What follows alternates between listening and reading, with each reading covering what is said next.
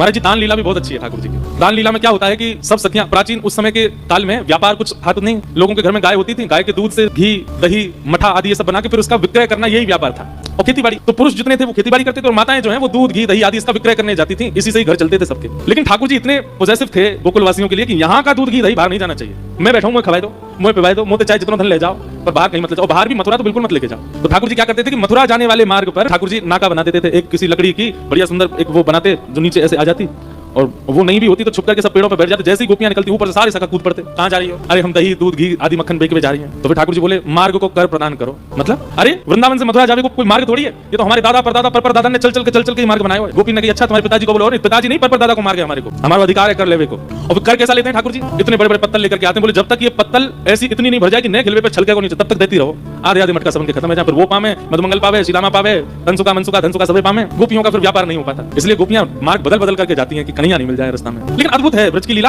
गोपियों को विक्रय भी करना है और ये भी चाहिए कि श्याम सुंदर रास्ते में आके रोकें। अगर गोपियों को मार्ग में ठाकुर जी नहीं मिलते और सही सलामत गोपियां पहुंच जाती हैं तो उनका मन नहीं लगता। कोई आकर के कहे हाँ दही कहा भाव दियो, अब तो जितना चाहिए ले जा। मतलब अरे भाव तो बता, कहां भाव चाहिए तो ले, नहीं तो चलो जा। अरे कछू तो बता कितने रुपया में? बोले कछू भी दे जा। क्यों ऐसे क्यों है रही है? आज श्याम सुंदर नहीं मिले, आज श्याम सुंदर ने भोग नहीं लगाया हमारे दही को हमारे मक्खन को। गोपियां ठाकुर जी को निवेदित करना चाहती हैं, भले संसार के लिए प्रस्तुत कर रही हैं, अपने जीवन यापन के लिए प्रस्तुत कर रही हैं, लेकिन सबसे पहले ठाकुर जी उपभोग करें। ये स्थिति गोपी की है। हमारा स्वभाव कैसा है? कुछ भी नवीन अगर आता है जीवन में, सबसे पहले हमारा भाव क्या होता है कि हमारा प्रेमी संसार का पहले इसका उपभोग करे। पर गोपियों का स्वभाव ऐसा है कि हमारे जीवन में कुछ भी नवीन है उसको सबसे पहले ठाकुर जी भोग लगाए, फिर किसी और को आस्वादन कराना है।